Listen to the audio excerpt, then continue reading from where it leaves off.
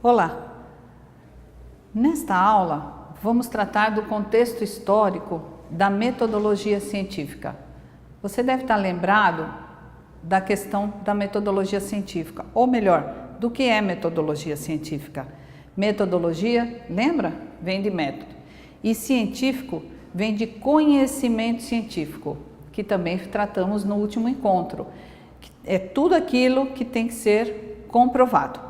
Hoje, nós faremos um retrospecto dentro do contexto da história, como todas essas ideias foram surgindo até que se chegasse às questões da pesquisa propriamente dita e científica, como os pensadores durante os séculos foram trazendo o conhecimento que se tem até hoje, como eles foram principalmente pensando, elaborando o seu pensamento para chegar às conclusões científicas que se teve durante todos esses séculos até hoje. Quando se fala em contexto histórico, é importante lembrar da questão da epistemologia. Surgiu no século XVII. E a epistemologia, o que é? É a discussão, é a formulação de diferentes fundamentos para a ciência. Existem no conhecimento dois polos da produção desse conhecimento, que são o sujeito e o objeto. Estão lembrados no último encontro? Nós também falamos disso, do sujeito e do objeto, quando falamos em conhecimento. Lembram? A posse do conhecimento, o conhecer o objeto. Portanto, é isso que a epistemologia nos traz, essa produção de conhecimento, falado por Kant. O sujeito é o homem que se propõe a conhecer algo e o objeto lembram, também falei que não seria só um objeto, como uma caneta, é um aspecto da realidade, é algum tema relacionado às suas pesquisas que você pretende conhecer. Nessa questão da epistemologia, a discussão central é o papel do sujeito, que tenta compreender a ciência, tenta compreender a forma como ela se desenvolve. E o cientista, que é o sujeito, ele tem um comportamento dentro desse conhecimento. E ele é que vai determinar alguns pressupostos adjacentes a toda a pesquisa. Ao longo da história da epistemologia, surgiram três perspectivas sobre essa relação do sujeito e do objeto. São elas: o empirismo, o racionalismo e o interacionismo. Tentemos entender cada uma delas separadamente, que são o quê? As relações do sujeito e o objeto. Estão lembrados? Estão fazendo as relações com o conhecimento? Então vamos lá. O empirismo. O empirismo, ele dá uma predileção pela produção de conhecimento na relação do objeto em relação ao sujeito. Nesse quadro, o papel é passivo. E o principal fonte do conhecimento está no objeto, ou seja, a primazia é o objeto. No racionalismo, que é o outro tipo, a primazia do sujeito ou da sua atividade em relação ao objeto é a razão, é a fonte principal do conhecimento. Assim, a ideia de causa, ela estaria situada na razão. E seria a partir dela que seria possível produzir conhecimento seguro da realidade. Ou seja, retomando, empirismo, primazia do objeto em relação ao sujeito. Isto é, o conhecimento ele é produzido a partir da forma como a realidade se apresenta ao cientista. E no racionalismo, a primazia do sujeito ou de sua atividade em relação ao objeto é a razão, é a fonte principal do conhecimento. Como havíamos dito, também temos o interacionismo. O interacionismo é o conhecimento produzido na interação entre sujeito e objeto. Então, os produtos da ciência, nessa perspectiva do interacionismo, seriam o que resulta da inter-relação que mantemos com a realidade, a partir das nossas práticas sociais, ou seja, o nome já diz, não é? Interação, interacionismo, ou seja, a nossa relação com a realidade, com as nossas práticas. Ou seja, se a ciência é uma prática social, os seus produtos não poderiam estar fora dos pressupostos de cultura ou de ideologia predominante em determinado período histórico. Por isso tem que haver o quê? Essa inter-relação. Agora nós vamos falar um pouquinho, dentro ainda desse quadro histórico, de algumas tendências metodológicas e alguns pensadores, a partir do século XX, pós-revoluções industriais e também o pós-dogmatismo medieval, com Descartes, o empirismo, o iluminismo de Hume, Kant e Hegel. Daqui para frente a gente vai tratar de cada um deles separadamente, eu tenho certeza que vai ficar mais claro para você. Comecemos com o racionalismo de Descartes. Descartes, ele pensava basicamente em fundamentar a existência na razão humana. Ele falava em substância infinita ou divina. Isso quer dizer o quê? Deus capacita a ter ideias corretas e desde que elaboradas segundo critérios claros. Ou seja, para ele, o homem teria essa capacidade de ter as ideias desde que seguisse alguns critérios claros. Ter conhecimentos, para Descartes, é ter ideias, e as ideias são diferentes das coisas tomadas em si mesmas. E também ainda dentro do racionalismo, deve-se duvidar de tudo. Dúvida é sempre o método, duvidar de tudo. Ou seja, tem aquela frase que você já deve ter ouvido em algum lugar: penso, logo existo. Ou seja, para existir, precisamos pensar. Esse é o racionalismo de Descartes. Todas as ideias claras e distintas que descrevem as propriedades definidoras de um objeto são tomadas como verdadeiras e correspondem às coisas em si mesma. Correspondência entre matéria e ideia. O conhecimento, para Descartes, portanto, é a obra da razão e a tem como garantia e um pressuposto de uma ação divina. Ou seja, para Descartes, conhecer vem da razão humana, mas o precede, tem como antecipação uma ação divina, uma ação aprovada anteriormente por uma ação em si mesmo e elaborado segundo critérios da substância infinita ou divina. Temos ainda, dentro dessa questão histórica, desses pressupostos, o chamado empirismo. O empirismo foi formulado inicialmente por Bacon. Para Bacon, conhecer também é ter ideias, mas a via da sua produção não é a razão, como foi para o anterior pensador, mas sim a experiência sensorial. Leis que descrevem o funcionamento da natureza são criadas pela indução, ou seja, a observação de eventos que se repetem. Percebam a diferença entre um e outro.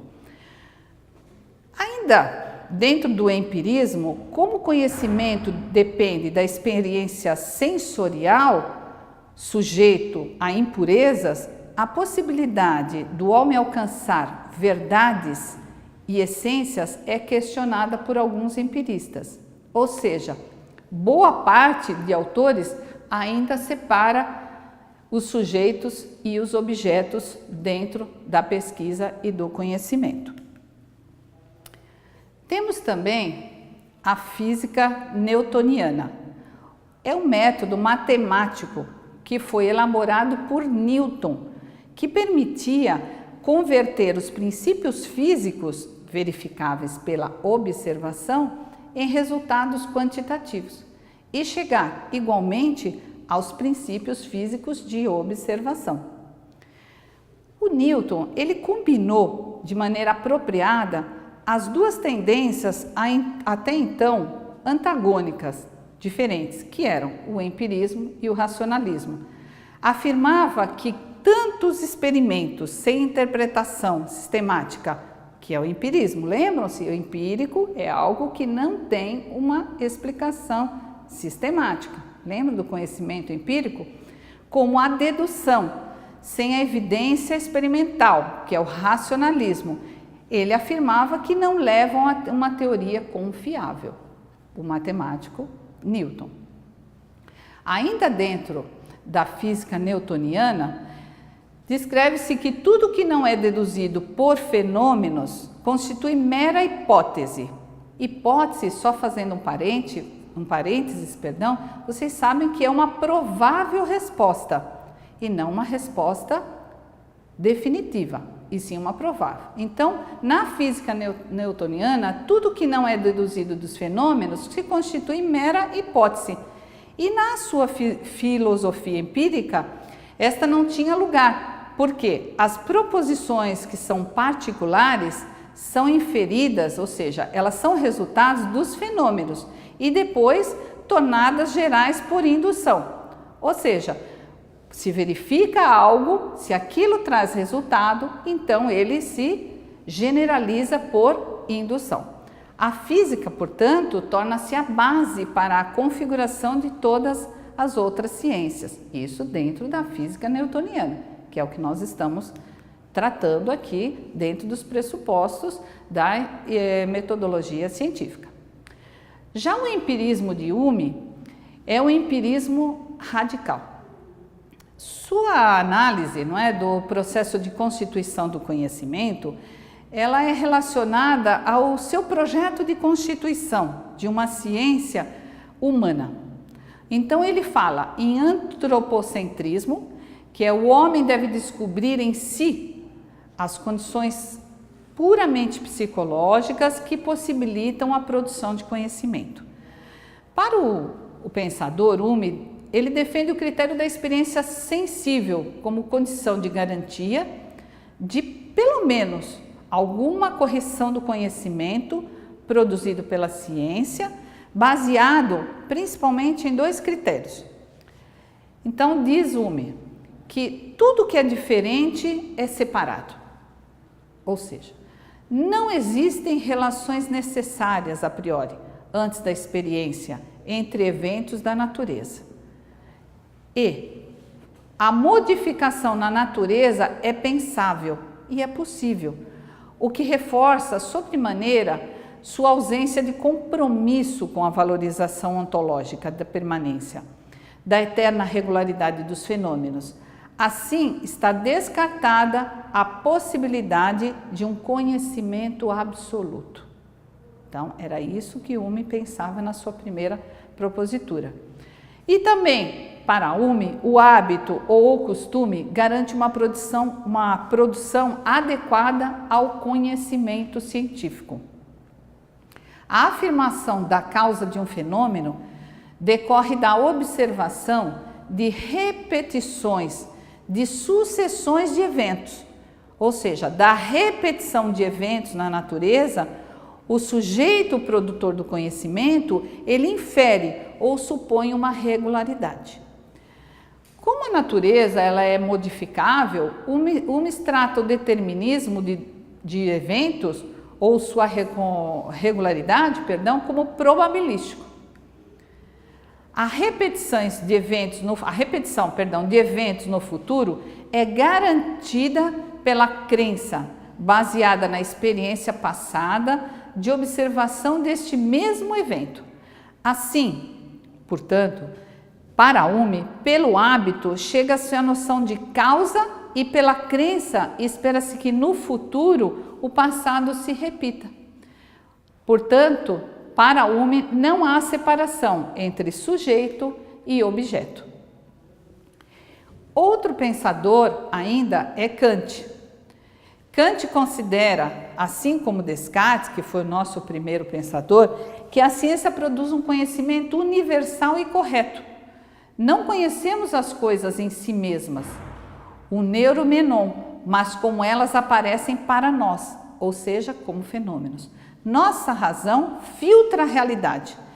Portanto, existem categorias de sensibilidade humana, tempo e espaço, e categorias de entendimento, substância ou casualidade, por exemplo, dos objetos. Ambas constituem formas, a priori, antes da experiência, do conhecimento, ou seja, as formas, os filtros que possuímos na razão e que possibilitam, mas também limitam a ciência. Para Kant, a experiência sensível também conta na elaboração do conhecimento científico. O material empírico ou a matéria são necessários, na medida em que formas sem matéria não fornecem o conhecimento da realidade. Por outro lado, a organização das impressões captadas pelos sentidos é dada pelas categorias a priori, ou seja, pela estrutura da razão pura, que é comum à espécie humana, o que garante a universalidade do conhecimento produzido. Kant, por ser universal, tal estrutura é tida como transcendental e independente da experiência particular de cada ser humano. Apesar de tomar a matéria como necessária à produção de conhecimento, Kant acaba considerando pura razão como fonte principal da ciência. A ideia comanda a produção de conhecimento, filtra as informações dadas pelos sentidos e, assim, tem primazia sobre a própria impressão.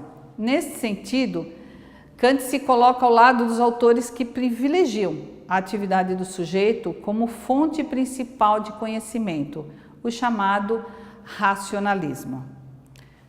Temos também, como vocês veem, foram até agora os pensadores iniciais dentro da metodologia científica. E vocês tiveram a oportunidade de verificar como, ao longo das passagens, todos eles trataram igualmente da questão do conhecimento.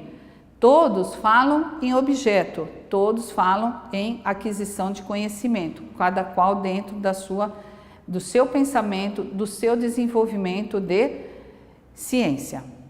Hegel é o nosso próximo estudo, que está contextualizado dentro da Revolução Francesa, de uma nova ordem social, política e econômica, e que nasce das contradições dentro da velha ordem que até então reinava. Ele nos apresenta uma filosofia de história buscando compreender racionalmente o movimento dos acontecimentos humanos. O contraditório também se aplica aos fenômenos da natureza. Aplica-se em Hegel o conceito da dialética, do grego dia, que significa entre, e logos, que significa palavra ou discurso, elaborado por Heráclito. Remete ao discurso entre dois polos, relacionado ao conceito de luta e contradição, à procura de uma conciliação e superação. Hegel já toma nesse sentido e, ao identificar o pensamento e a realidade, submete todo e qualquer ser às leis da dialética. Para Hegel, a razão humana se desdobra em si mesma para se tornar como puro movimento, como uma articulação. O mundo humano não é em si mesmo movimento, a partir da contradição. O movimento dialético se constitui em 3 momentos: o da identidade ou tese, o da contradição ou negação e o da positividade ou negação da negação. Para Hegel, tanto na história como na natureza, esse processo significa movimento da ideia. Ou seja, a razão humana, ela tem como principal foco para Hegel o movimento, a articulação de uma emanação de um mundo que está se transformando, que está se modificando.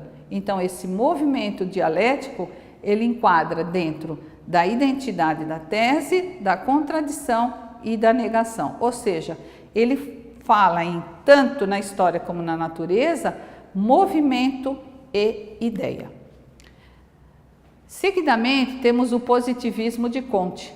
E os fundamentos do positivismo de Comte, eles estão baseados principalmente na sociedade, que é entendida como um fenômeno natural, assim como se pressupõe uma harmonia na natureza, deve existir uma harmonia na vida social. A sociedade é um todo integrado, cujas partes tendem naturalmente ao desenvolvimento. Nesse sentido, a ordem capitalista representaria a culminância da evolução da humanidade, e as leis que regem a vida social são tomadas como naturais e invariáveis, portanto, independentes da vontade da ação humana. O método proposto pelo positivismo para as ciências sociais deveria ser o das ciências da natureza, segundo os passos concebidos por Comte. E vamos verificá-los. Observação neutra, objetiva, desligada dos fenômenos, o que implica uma separação entre o sujeito, produtor de conhecimento, e o seu objeto de estudo. Valoriza exclusivamente o fato, tomando como aquilo que pode ser conhecido somente através da observação e da experiência. E a segmentação da realidade, ou seja, a compreensão da totalidade se dá pelas partes que a compõem. Existem muitas críticas ao positivismo. Essas críticas ao positivismo, elas estão na valorização exclusiva do fato de ser questionado, uma vez que existe um esquema conceitual prévio dado pelos fundamentos do próprio positivismo. Do mesmo modo, as ideias de ordem e progresso de todo o composto por partes perfeitamente integradas estão em consonância com o modo de pensar historicamente elaborado pela burguesia. E a rigidez com que Comte concebe tanto o sistema social quanto o da natureza, que impede a compreensão da realidade como um processo. Ou seja, até agora nós vimos vários pensadores e vários movimentos no conteúdo da aula de hoje. Começamos com Hume, Hegel, Kant e o próximo encontro vamos dar continuidade. Nesse momento vamos fazer uma pausa para respirar e em seguida voltamos com o nosso conteúdo.